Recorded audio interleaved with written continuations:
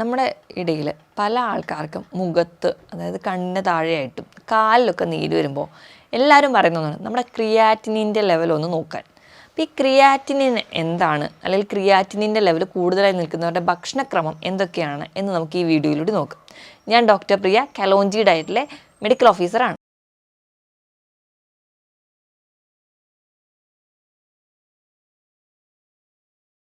Creatinine എന്താണ്? Creatinine എന്താണ് എന്നറിയുന്നതിന് മുമ്പ് ക്രിയാറ്റിൻ എന്താണെന്ന് നോക്കാം. നമ്മുടെ ശരീരത്തിലെ പേശികൾ, പ്രധാനമായിട്ടും സ്കെലിറ്റൽ മസിൽസ് എന്ന് പറഞ്ഞിട്ടുണ്ടെങ്കിൽ നമ്മുടെ കയ്യിലും കാലിലും ഒക്കെയുള്ള മസിൽസ്, അതായത് നമ്മുടെ ചലനത്തിന് സഹായിക്കുന്ന പേശികൾ. ഈ പേശികൾക്ക് വേണ്ട ഊർജ്ജമാണ് ക്രിയാറ്റിൻ എന്നുള്ളത്. ഈ ഒരു ക്രിയാറ്റിൻ എന്ന് പറയുന്ന ഊർജ്ജം നമ്മുടെ ശരീരത്തിൽ തന്നെ ഉൽപ്പാദിപ്പിക്കുന്നതാണ്. ഇവയുടെ പ്രവർത്തനങ്ങൾ കഴിഞ്ഞ്, അല്ലെങ്കിൽ അതിൻ്റെ ഒരു ബ്രൈ പ്രോഡക്റ്റായിട്ട് വരുന്ന ഒന്നാണ് ക്രിയാറ്റിനിൻ. ഈ ക്രിയാറ്റിനിൻ നമ്മുടെ ശരീരത്തിലെ ഒരു വേസ്റ്റ് പ്രൊഡക്റ്റായിട്ട് വരികയും അത് വൃക്ക അരിച്ച് മൂത്രത്തിലൂടെ പുറന്തള്ളുകയാണ് നോർമലി നടക്കുന്ന പ്രോസസ്സ്. ഇത് നമ്മുടെ എല്ലാവരുടെയും ശരീരത്തിൽ നടക്കുന്ന ഒരു പ്രവർത്തനമാണ്. അപ്പോൾ ക്രിയാറ്റിനിൻ ഉണ്ട് എന്ന് പറയുമ്പോൾ ആരും അതൊരു വിഷവസ്തുവായിട്ട് കാണേണ്ടതില്ല. ഇത് എല്ലാവരുടെയും ശരീരത്തിലുള്ളതാണ്.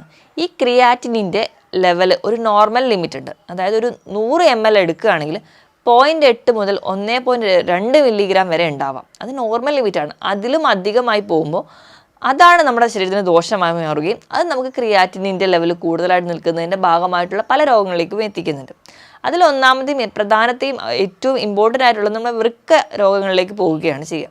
അപ്പോൾ ഈ ക്രിയാറ്റിനിൻ കൂടാൻ പല കാരണങ്ങളുണ്ട്. അപ്പോൾ നമുക്ക് എന്തൊക്കെയാണ് അതിനുള്ള കാരണങ്ങൾ എന്ന് നോക്കാം. ഒന്നാമതായി പറയുകയാണെങ്കിൽ, ക്രിയാറ്റിനിൻ എന്ന് പറയുന്ന ഈ ഒരു പ്രോട്ടീൻ കൂടുതലാണെങ്കിൽ നമ്മുടെ ശരീരത്തിൽ അധികമായിട്ട് നമ്മൾ കഴിക്കുന്ന ഭക്ഷണത്തിൽ പ്രോട്ടീൻ കൂടുതലാണ്. നമ്മുടെ ഇന്നത്തെ ഒരു ജീവിതശൈലി എന്ന് പറഞ്ഞെങ്കിൽ ഒരുപാട് പ്രോട്ടീൻ കഴിക്കുന്നുണ്ട്. നമുക്കത് ഇറച്ചി ആയിക്കോട്ടെ, അല്ലെങ്കിൽ മീനായിക്കോട്ടെ, അല്ലെങ്കിൽ മറ്റ് പല പ്രോട്ടീൻസ് ആയിക്കോട്ടെ. ഏറ്റവും ഇമ്പോർട്ടൻ്റ് ആയി പറയുകയാണെങ്കിൽ റെഡ് മീറ്റ് അധികമായി കഴിക്കുന്ന ആൾക്കാർക്ക്, ഇതോടൊപ്പം തന്നെ ഈ ഒരു റെഡ് മീറ്റ് അധികമായി കഴിക്കുന്നുണ്ട്. അതോടൊപ്പം തന്നെ ചിലപ്പോൾ നമ്മൾ ജിമ്മിലൊക്കെ പോകുന്ന ആൾക്കാരാണെങ്കിൽ അവിടെ നിന്ന് കുറേ പ്രോട്ടീൻ പൗഡർ കൂടി കഴിക്കുന്നുണ്ട്. അപ്പോൾ അധികമായി പ്രോട്ടീൻ എത്തുകയും അതിൻ്റെ ഭാഗമായിട്ട് ക്രിയാറ്റിനിൻ്റെ ലെവൽ കൂടുതലായിട്ട് നിൽക്കാം. ഇനി അമിതവണ്ണമുള്ള ആൾക്കാരാണ്, പക്ഷേ നമ്മുടെ ലൈഫ് സ്റ്റൈൽ എന്ന് പറഞ്ഞാൽ സെഡൻഡറി ആണ്. അങ്ങനെയും ക്രിയാറ്റിനിൻ്റെ ലെവൽ കൂടുതലായിട്ട് നിൽക്കും. ഇനി വൃക്കകൾക്കോ ലിവറിനോ കരളിനോ ഒക്കെ രോഗങ്ങൾ ബാധിച്ച ആൾക്കാരാണെങ്കിൽ കൃത്യമായിട്ട് അതുവഴി ഒരു കംപ്ലീറ്റ് ആയിട്ട് വേസ്റ്റ് പ്രൊഡക്ട്സ് പുറത്തേക്ക് പോകാതെ വരികയും അതുവഴി കൂടുതലായിട്ട് നിൽക്കും. ഇതൊന്നും അല്ലാതെ ചില മരുന്നുകൾ കഴിക്കുന്നതിൻ്റെ ഭാഗമായിട്ട്, ഇപ്പോൾ കീമോതെറാപ്പി പോലെ ക്യാൻസറിൻ്റെ ട്രീറ്റ്മെൻറ്റ് എടുക്കുന്നവർക്കാണെങ്കിൽ അതുവഴി നമുക്ക് ക്രിയാറ്റിനിൻ്റെ ലെവൽ കൂടുതലായിട്ട് നിൽക്കുന്നത് കാണാം. ഇനി അമിതമായിട്ട് വ്യായാമം ചെയ്യുന്ന ആൾക്കാർ, വ്യായാമം ചെയ്യുന്നത് നമ്മുടെ ശരീരത്തിന് ഏറ്റവും നല്ലതാണ്, പക്ഷേ എന്തും അധികമായും നമുക്ക് ദോഷം ചെയ്യും. അതുപോലെ തന്നെയാണ് കഠിനമായി വ്യായാമം ചെയ്യുന്ന ആൾക്കാർ. 1-2 മണിക്കൂർ ജിമ്മിൽ പോയി വർക്കൗട്ട് ചെയ്യുന്നുണ്ടാവും, വൈകുന്നേരം നടക്കാൻ പോകുന്നുണ്ടാവും, അല്ലെങ്കിൽ അതിൻ്റെ ഇടയിൽ വേറെ എന്തെങ്കിലും ഒരു വ്യായാമം ചെയ്യുന്നുണ്ടാവും. ഇനി കഠിനമായിട്ട് കിടന്ന് വ്യായാമം ചെയ്യുക, ഇനി കഠിനമായി വ്യായാമം ചെയ്ത് പെട്ടെന്ന് ബോഡി വെയിറ്റ് കുറയ്ക്കാൻ വേണ്ടിയിട്ട് നമ്മൾ ആ ഒരു ബോഡി വെയിറ്റിൻ്റെ കൺട്രോൾ മാറ്റുകയാണ്, അല്ലെങ്കിൽ കീറ്റോ ഡയറ്റ് പോലുള്ള ഡയറ്റ് എടുക്കുന്നു, കഠിനമായി വ്യായാമം ചെയ്യുന്നു. ഇതൊക്കെ നമുക്ക് ക്രിയാറ്റിനിൻ്റെ ലെവൽ കൂടാൻ കാരണമാവും. അപ്പോൾ നമുക്ക് വ്യായാമം ചെയ്യുമ്പോൾ ഒരു 1/2 മുതൽ 3/4 മണിക്കൂർ വരെ മാത്രം വ്യായാമം മതി. നമ്മുടെ ശരീരത്തിൻ്റെ ഘടന അനുസരിച്ച് കൃത്യമായിട്ടൊരു വ്യായാമം ചെയ്യുകയാണെങ്കിൽ ഇതൊന്നും പ്രശ്നമുണ്ടാവില്ല. ഇത് കൂടാതെ തന്നെ ചിലപ്പോൾ പാരമ്പര്യമായ ചില കാരണങ്ങൾ കൊണ്ട് വൃക്കകൾക്ക് രോഗമുണ്ടാകും. ഇപ്പം നെഫ്രോപ്പതി, IgG നെഫ്രോപ്പതി പോലുള്ള കണ്ടീഷൻസ് ഉള്ളവർക്കും ക്രിയാറ്റിനിൻ്റെ ലെവൽ കൂടുതലായിട്ട് നിൽക്കും. ഇതല്ലാതെ നമുക്ക് പെട്ടെന്നുണ്ടാകുന്ന വല്ല പൊള്ളലോ അല്ലെങ്കിൽ പാമ്പ് കടിയൊക്കെ കേൾക്കുന്ന സമയത്ത് ആ ഒരു ഹീമോലൈറ്റിക് ആക്ടിവിറ്റി മൂലം വൃക്കയ്ക്ക് ലോഡ് വരികയും അതുവഴി വരാം. ഇനി യൂറിക് ആസിഡൊക്കെ കൂടുതലായിട്ട് നിൽക്കുന്ന ആൾക്കാരാണെങ്കിൽ നമുക്കറിയാം, യൂറിക് ആസിഡിൻ്റെ ഒരു 70% നമ്മുടെ മൂത്രത്തിലൂടെ വൃക്കയുടെ സഹായത്തോടെയാണ് പുറന്തള്ളുന്നത്. അപ്പം യൂറിക് ആസിഡൊക്കെ കൂടുതലായിട്ട് നിൽക്കുമ്പോൾ നമ്മുടെ കിഡ്നിക്ക് അല്ലെങ്കിൽ ലോഡ് കൂടുതലാവും. അതിൻ്റെ ഭാഗമായിട്ട് നമുക്ക് ഈ പറഞ്ഞ ക്രിയാറ്റിനിൻ്റെ ലെവൽ കൂടുതലായി നിൽക്കാം. ഇനി കിഡ്നിക്ക് മറ്റ് പല ഇൻഫെക്ഷൻസ് റിക്കറൻ്റ് ആയിട്ട് വരുന്നു. അതുപോലെ തന്നെയാണ് കിഡ്നിക്ക് കല്ലുകൾ വരിക. ഇപ്പം സ്റ്റോൺസ് ഒക്കെ ഫോം ചെയ്യുന്നവരാണെങ്കിൽ അപ്പോൾ അങ്ങനെ ഒരു ടെൻഡൻസി ഒക്കെ ഉള്ളവരാണ്. ഇപ്പോൾ നിങ്ങളുടെ ഭക്ഷണ രീതിയിൽ എപ്പോഴും ഇലക്കറികളും ഒക്കെയാണ് നിങ്ങൾ കഴിക്കുന്നത്, നിങ്ങൾ അതോടൊപ്പം തന്നെ വേണ്ട രീതിയിൽ വെള്ളം കുടിക്കുന്നില്ല, അതൊക്കെ നമുക്ക് സ്റ്റോൺ ഫോം ചെയ്യാനുള്ള ടെൻഡൻസി ഉണ്ടാകും. ഇങ്ങനെ അധികമായിട്ട് സ്റ്റോൺ ഫോം ചെയ്യുന്നത് നമുക്ക് കിഡ്നിക്ക് ഉണ്ടാക്കുന്ന ഒരു പ്രഷർ കൂട്ടുകയും അല്ലെങ്കിൽ കൃത്യമായ ഒരു ബ്ലഡ് സപ്ലൈ ഉണ്ടാവാതെ വരികയും അത് നമുക്ക് ക്രിയാറ്റിനിൻ്റെ ലെവൽ കൂടുതലായിട്ട് നിൽക്കാൻ വേണ്ടി കാരണമാവുന്നുണ്ട്. ഈ പറഞ്ഞ കാരണങ്ങൾ കൊണ്ടാണ് പ്രധാനമായിട്ടും നമുക്ക് ക്രിയാറ്റിനിൻ്റെ ലെവൽ കൂടുതലായിട്ട് നിൽക്കുന്നത്. പക്ഷേ ഈ പ്രശ്നം, അല്ലെങ്കിൽ ക്രിയാറ്റിനിൻ്റെ ലെവൽ ഇന്ന് കൂടുതലായിട്ട് ചെറുപ്പക്കാരെ ബാധിക്കാനുള്ള ഒരു പ്രധാന കാരണം എന്ന് പറയുന്നത് നമ്മുടെ ഒരു ലൈഫ് സ്റ്റൈൽ തന്നെയാണ്.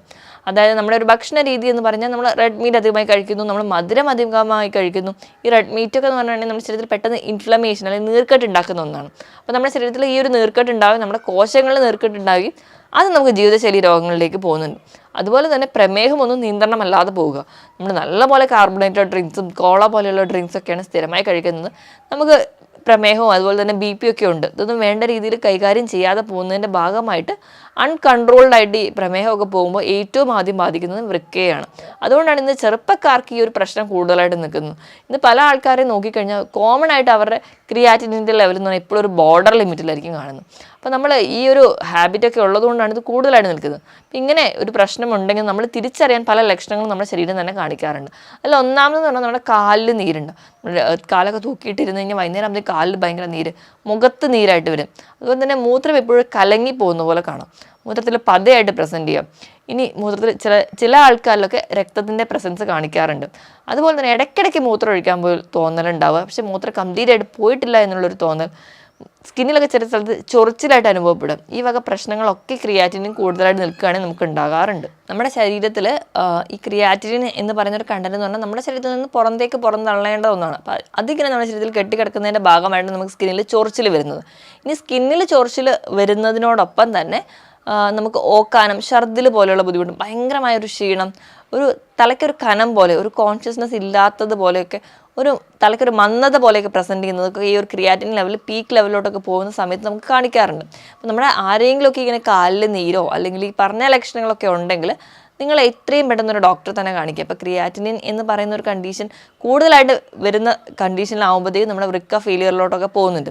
അതുകൊണ്ട് നിങ്ങൾ ഈ ലക്ഷണങ്ങളൊക്കെ ആർക്കെങ്കിലും ഉണ്ടെങ്കിൽ നിങ്ങളൊരു ഡോക്ടറുടെ കൺസൾട്ടേഷൻ എടുക്കുകയും കൃത്യമായ രോഗനിർണയം തന്നെ വേണം. അതിന് നമ്മൾ ബ്ലഡും യൂറിനും ഒക്കെയാണ് ആദ്യം തന്നെ ചെക്ക് ചെയ്യുക. അപ്പോൾ അതിൽ ആ ക്രിയാറ്റിനിൻ ലെവലാണ് നോക്കുക. 1.2 എന്ന് പറയുന്ന ഒരു അപ്പർ ലിമിറ്റിൽ അധികമായി പോകുന്ന സമയത്ത് നമ്മൾ നമ്മുടെ ഭക്ഷണത്തിൽ ആദ്യം ശ്രദ്ധ കൊടുക്കണം. ഭക്ഷണത്തിലൊരു കൺട്രോൾ വരുന്നതിനോടൊപ്പം തന്നെ കൃത്യമായൊരു ഡോക്ടറുടെ കൺട്രോളിൽ മാത്രം ചികിത്സിക്കേണ്ട ഒരു കണ്ടീഷനാണ് ഈ ഉയർന്ന ക്രിയാറ്റിനിൻ ലെവൽ എന്ന് പറയുന്നത്. അപ്പം ക്രിയാറ്റിനിൻ്റെ ഡയറ്റ് എങ്ങനെയാണ് സെറ്റ് ചെയ്യാമെന്ന് നോക്കാം. ക്രിയാറ്റിനിൻ ലെവൽ കൂടുതലായി നിൽക്കുന്ന ആൾക്കാർ ഏറ്റവും ആദ്യം ചെയ്യേണ്ടതെന്ന് പറഞ്ഞാൽ നിങ്ങൾക്ക് പുകവലി, മദ്യപാനം പോലുള്ള ശീലമുണ്ടെങ്കിൽ അത് കംപ്ലീറ്റ്ലി നിർത്താൻ വേണ്ടി തയ്യാറാവണം. നമുക്കറിയാം നമ്മുടെ ശരീരത്തിൽ മദ്യപിക്കുന്നതിൻ്റെ വഴി ഏറ്റവും ആദ്യം നമ്മുടെ ഈ ടോക്സിൻ എത്തുന്നത് നമ്മുടെ ലിവറിലാണ്. ക്രിയാറ്റിനിൻ്റെ ഒരു പ്രോപ്പർ സർക്കുലേഷൻ അല്ലെങ്കിൽ പ്രോപ്പറായിട്ടൊരു പാത്വേ എന്ന് പറഞ്ഞാൽ ലിവറും കിഡ്നിയും ഒക്കെ വേണം. അപ്പോൾ നമ്മൾ ലിവറിനെ പിന്നെയും മുറിവേൽപ്പിക്കുന്നതിന് മുൻപ് തന്നെ നമ്മൾ ഈ മദ്യപാനം പോലുള്ള ശീലങ്ങൾ നിർത്തുക. മദ്യത്തിൽ നമ്മൾ അസറ്റാൽഡിഹൈഡ് എന്ന് പറയുന്ന ഒരു കോമ്പൗണ്ട് നമ്മുടെ ശരീരത്തിൽ ഉണ്ടാവുകയും അത് നമുക്ക് ശരീരത്തിന് തന്നെ ഒരു ടോക്സിനായിട്ട് ആക്ട് ചെയ്യും, വീണ്ടും ഒരു ലിവർ ഫെയിലിയറിലോട്ട് പോകും. അപ്പോൾ ഈ ഒരു പാത്വേ പിന്നെയും ബ്ലോക്ക് ആവും, അത് നമുക്കൊരു ഫെയിലിയറിലോട്ട് പോകും. അപ്പോൾ നമ്മൾ ആദ്യം അത് നിർത്തുക. ഇനി അതുപോലെ തന്നെ പുകവലി എന്ന് പറയുന്ന ശീലമുണ്ടെങ്കിൽ നമുക്കറിയാം നമ്മുടെ ആ ഒരു നിക്കോട്ടിൻ അല്ലെങ്കിൽ ടുബാക്കോ എന്ന് പറയുന്ന ഒരു കണ്ണിൻ്റെ രക്തത്തിൽ വരുന്നത് വഴി നമുക്ക് ബ്ലഡ് സർക്കുലേഷൻ കറക്റ്റ് ആയിരിക്കില്ല, വേണ്ട രീതിയിലുള്ള ഓക്സിജൻ നമ്മുടെ ശരീരത്തിന് കിട്ടില്ല. അപ്പോൾ നമ്മുടെ വൃക്കകൾക്ക് വേണ്ട രീതിയിലുള്ള ഓക്സിജൻ കിട്ടാതെ വന്നിട്ടുണ്ടെങ്കിൽ, കൃത്യമായൊരു ബ്ലഡ് സപ്ലൈ ഇല്ലെങ്കിൽ വൃക്കകൾക്ക് കൃത്യമായിട്ടൊരു ഫംഗ്ഷൻ ചെയ്യാൻ പറ്റില്ല. അതുവഴി നമുക്ക് ഈ ക്രിയാറ്റിനിൻ്റെ ലെവൽ വീണ്ടും പ്രശ്നത്തിലേക്ക് പോകും. അപ്പോൾ ആദ്യം ഈ ഒരു ശീലമുള്ളവർ കംപ്ലീറ്റ്ലി നിർത്തുക. ഇനി അടുത്തതായിട്ട് നമ്മൾ റെഡ് മീറ്റ് കംപ്ലീറ്റ്ലി ഒഴിവാക്കുക. റെഡ് മീറ്റ് എന്ന് പറയുമ്പോൾ പോത്തിറച്ചി, പന്നിയിറച്ചി, താറാവിറച്ചി ഇവ കംപ്ലീറ്റ് ആയിട്ട് നിർത്തുക. ഈ റെഡ് മീറ്റ് നമ്മുടെ ശരീരത്തിൽ വീണ്ടും നീർക്കെട്ട് ഉണ്ടാക്കുന്ന ഒന്നാണ്. അപ്പോൾ ഇത് കംപ്ലീറ്റ്ലി നിർത്തുകയാണെങ്കിലും ഒരു പരിധി വരെ നമുക്ക് ക്രിയാറ്റിൻ്റെ ലെവൽ വലിയ രീതിയിൽ കൂടാതിരിക്കുന്നത് കാണാം. അപ്പോൾ ഈ ക്രിയാറ്റിനിൻ എന്ന് പറയുന്ന ഒരു പ്രോട്ടീൻ ആയതുകൊണ്ട് പല ആൾക്കാർക്കും ഡൗട്ട് ഉണ്ടാകും നമ്മൾ കംപ്ലീറ്റ്ലി പ്രോട്ടീൻ എല്ലാം നിർത്തണമെന്ന്. എല്ലാ പ്രോട്ടീനും നിങ്ങൾ നിർത്തേണ്ട കാര്യമില്ല, കാരണം നമ്മുടെ ശരീരത്തിന് വേണ്ടതുമാണ് കുറച്ച് പ്രോട്ടീൻ എന്ന് പറയുന്നത്. അതുകൊണ്ട് തന്നെ നമ്മുടെ ശരീരത്തിന് എല്ലാ ഫംഗ്ഷൻസിനും പ്രോട്ടീൻ അത്യാവശ്യമാണ്. അതുകൊണ്ട് നമുക്ക് വെജിറ്റബിൾ പ്രോട്ടീൻസ് കഴിക്കാം. നിങ്ങൾ ആനിമൽ പ്രോട്ടീൻസ് കഴിവതും കുറയ്ക്കുക. ഇപ്പോൾ ഷെൽ ഫിഷ്, അതായത് കക്ക, ഞണ്ട്, കൊഞ്ച്, കണവ ഇങ്ങനത്തെയുള്ള ഷെൽ ഫിഷസുകൾ ഒഴിവാക്കുക. അതോടൊപ്പം തന്നെ നമുക്ക് പാലുൽപ്പന്നങ്ങളും കംപ്ലീറ്റ്ലി നിർത്തുന്നത് ക്രിയാറ്റിനിൻ ലെവൽ കുറയ്ക്കാൻ വേണ്ടി നമ്മളെ സഹായിക്കും. ഇതോടൊപ്പം തന്നെ പ്രോസസ്സ് ചെയ്ത ഭക്ഷണങ്ങൾ, ഇപ്പം ധാന്യങ്ങളുടെ കേസ് എടുക്കുകയാണെങ്കിൽ നമ്മളിപ്പം ചോറ് കഴിക്കുന്നവരാണെങ്കിൽ അപ്പം മറ്റ് രോഗങ്ങളൊന്നും ഇല്ലെങ്കിൽ നമ്മൾ അന്നജം കഴിക്കുമ്പോഴാണെങ്കിൽ മാക്സിമം ഫൈബർ അടങ്ങിയ തവിടോട് കൂടിയുള്ള അരി ഉപയോഗിക്കുക. വെള്ള അരി അല്ലെങ്കിൽ മൈദ അതുപോലെ തന്നെ ഗോതമ്പൊക്കെ നമ്മൾ ആട്ടയായിട്ട് മേടിച്ച് ഉപയോഗിക്കുന്നവരാണെങ്കിൽ ആ ഒരു പ്രോസസ്സ് ചെയ്ത ഭക്ഷണങ്ങൾ കംപ്ലീറ്റ്ലി ഒഴിവാക്കുക. റിഫൈൻഡ് ആയിട്ടുള്ള ഫ്ലോറാണ് മൈദ. അപ്പോൾ അതിൽ യാതൊരുവിധ നാരുകളും ഇല്ല, അത് നമ്മുടെ ശരീരത്തിന് വീണ്ടും ദോഷം ചെയ്യും. അപ്പോൾ മാക്സിമം നിങ്ങൾ ചോറ് കഴിക്കുകയാണെങ്കിൽ കുത്തരി ഉപയോഗിക്കാൻ വേണ്ടി ശ്രദ്ധിക്കുക. പച്ചക്കറികളും പഴവർഗ്ഗങ്ങളും നിങ്ങൾക്ക് കഴിക്കാവുന്നതാണ്. പക്ഷേ എപ്പോഴും ഒരു ക്രിയാറ്റിനിൻ പേഷ്യൻറ്റ് അവരുടെ ഡയറ്റ് സെറ്റ് ചെയ്യുമ്പോൾ അവരുടെ ഡോക്ടറുടെ കൺസൾട്ടേഷൻ പ്രകാരം തന്നെ ആയിരിക്കണം. നമ്മൾ പച്ചക്കറികളിലും പഴവർഗ്ഗങ്ങളിലും ധാരാളം ധാതുക്കൾ, അതായത് മിനറൽസ് ഉണ്ട്, അതായത് സോഡിയവും പൊട്ടാസ്യം, മാഗ്നീഷ്യം ഒക്കെ. ഈ ക്രിയാറ്റിനിൻ എന്ന് പറയുന്ന ഒരു കണ്ടീഷൻ കൂടുതലായി നിൽക്കുന്ന ആൾക്കാർക്ക് ഈ ഒരു ലെവൽ എപ്പോഴും ഹൈ ആയിട്ടിരുന്നാൽ അത് നമ്മുടെ ശരീരത്തിന് ദോഷം ചെയ്യും. അതുകൊണ്ട് തന്നെ അവർ മിക്കവാറും അവർ പച്ചക്കറികളൊക്കെ കഴിക്കണം, ഇലക്കറികളും ഒക്കെ കഴിക്കുന്ന സമയത്ത് അവർ വേവിച്ച് അതിൻ്റെ വെള്ളം ഊറ്റിക്കളഞ്ഞ് ആണ് കഴിക്കാറ്. അപ്പോൾ ലീച്ചിങ് എന്ന് പറയുന്ന ഈ ഒരു പ്രോസസ്സ് വഴിയാണ് അവർ പ്രധാനമായും കഴിക്കാറ്. അപ്പം ഒരുവിധമൊക്കെ നോർമലാണ്, അല്ലെങ്കിൽ അതിന് ടെൻഡൻസി ഉള്ള ആൾക്കാരാണെങ്കിൽ ഇത് കഴിക്കുമ്പോൾ ഈ ഒരു കാര്യം ശ്രദ്ധിക്കുകയാണെങ്കിൽ ഒരു പരിധി വരെ ക്രിയാറ്റിനിൻ ലെവൽ കൂടാതിരിക്കും. ഇനിയിപ്പം ഇങ്ങനെ കഴിക്കുന്നവരാണെങ്കിൽ അവരുടെ ഡോക്ടറോട് ചോദിച്ച് കൃത്യമായിട്ട് എത്ര അളവിലാണ് അവർക്ക് വേണ്ട മിനറൽസ് എന്ന് ഉറപ്പാക്കിയ ശേഷം മാത്രം ഭക്ഷണം കഴിക്കാവുള്ളൂ. ഇനിയിപ്പോൾ ഫ്രൂട്ട്സ് ഇപ്പോൾ നമ്മൾ ഏത്തപ്പഴമൊക്കെ ആണെങ്കിൽ ധാരാളം സോഡിയം പൊട്ടാസ്യം ഒക്കെ അടങ്ങിയിട്ടുള്ളത് കൊണ്ട് തന്നെ അപ്പോൾ ആ ലെവൽ കൂടി പോകാതിരിക്കാൻ വേണ്ടി അത് പുഴുങ്ങിയിട്ട് മാത്രം കഴിക്കാൻ വേണ്ടി ശ്രദ്ധിക്കുക. അപ്പം ഇങ്ങനെയൊക്കെ നമ്മൾ ഒരു പരിധി വരെ ശ്രദ്ധിക്കുകയാണ് എങ്കിലും നമുക്ക് ഒരു പരിധി കൂടുതൽ ക്രിയാറ്റിൻ്റെ ലെവൽ കൂടാതെ പോകുന്നത് കാണാം. ഇതോടൊപ്പം തന്നെ അധികമായിട്ട് വ്യായാമം ചെയ്യാതിരിക്കുക. അത് നമ്മൾ ആദ്യമേ ശീലിക്കുക. അതായത് നമ്മൾ ജിമ്മിൽ പോയി വർക്കൗട്ട് ചെയ്യുന്ന അവിടുന്ന് കുറേ പ്രോട്ടീൻ പൗഡർ കൂടെ കഴിക്കുന്ന സമയത്ത് നമുക്ക് പ്രോട്ടീൻ്റെ ലെവൽ കൂടുകയും അത് ക്രിയാറ്റിനിൻ്റെ ലെവൽ കൂടാൻ കാരണമാകും. അപ്പോൾ നമ്മൾ അധികമായിട്ട് വ്യായാമം ചെയ്യാതെ നമ്മുടെ ശരീരത്തിന് പറ്റുന്ന രീതിയിൽ അരമണിക്കൂർ മുതൽ ഒരു 40 മിനിറ്റ് വരെയൊക്കെ നിങ്ങൾ ഒരു ദിവസം വ്യായാമം ചെയ്താൽ മതി. വ്യായാമം ചെയ്യുന്നതിനനുസരിച്ച് നിങ്ങൾക്ക് വെള്ളം കുടിക്കേണ്ടതാണ്. എന്നാൽ മാത്രമേ കൃത്യമായ ഒരു ഡീഹൈഡ്രേഷൻ ഉണ്ടാവാതെ നമ്മുടെ ശരീരത്തിനെ പ്രൊട്ടക്റ്റ് ചെയ്യാൻ പറ്റുള്ളൂ. ഇനിയിപ്പോൾ ഭയങ്കര ഹൈ ലെവലാണ് നിങ്ങളുടെ ക്രിയാറ്റിൻ എങ്കിൽ നിങ്ങളുടെ ഡോക്ടർ പറയുന്ന ആ ഒരു അളവിൽ മാത്രമേ വെള്ളം കുടിക്കാവുള്ളൂ. എപ്പോഴും അത് നിയന്ത്രിക്കുന്നത് നമ്മൾ എത്ര മൂത്രമാണ് പുറന്തള്ളുന്നത് അതിനോട് 600 ml കൂടി ആഡ് ചെയ്തിട്ടാണ്. അപ്പം ആ ഒരു ലെവലിൽ മാത്രം നമുക്ക് വെള്ളം കുടിക്കാൻ പാടുള്ളൂ. അപ്പോൾ ഈ ഒരു കാര്യങ്ങളൊക്കെ നമ്മൾ ശ്രദ്ധിക്കുകയാണ്. കൃത്യമായൊരു വ്യായാമ രീതിയും കൃത്യമായൊരു ഭക്ഷണ രീതിയുണ്ട്. പുകവലി മദ്യപാനം പോലെ ശീലങ്ങളൊന്നുമില്ല. കൃത്യമായൊരു ഉറക്കം കൂടി ഉണ്ടെങ്കിൽ നമുക്ക് ഈ ക്രിയാറ്റിനിൻ പോലെയുള്ള രോഗങ്ങളെ ഒരു പരിധി വരെയൊക്കെ നിയന്ത്രിക്കാൻ പറ്റും. ഇതിനോടൊപ്പം തന്നെ നമ്മൾ അമിതമായിട്ട് ഇങ്ങനെ പെയിൻ കില്ലേഴ്സോ അല്ലെങ്കിൽ വെറുതെ ഗുളികകളൊക്കെ കഴിക്കുന്ന ആൾക്കാരാണെങ്കിൽ അത് തന്നെ ആദ്യം സ്റ്റോപ്പ് ചെയ്യുകയാണെങ്കിൽ ഒരു പരിധി കൂടുതലൊന്നും ഈ ക്രിയാറ്റിനിൻ്റെ രോഗങ്ങളോ അല്ലെങ്കിൽ മറ്റ് പല ജീവിതശൈലി രോഗങ്ങളും നമ്മളെ പിടിപെടില്ല. അപ്പോൾ ഈ പറഞ്ഞ കാര്യങ്ങളൊക്കെ നിങ്ങൾ ഓർക്കുക.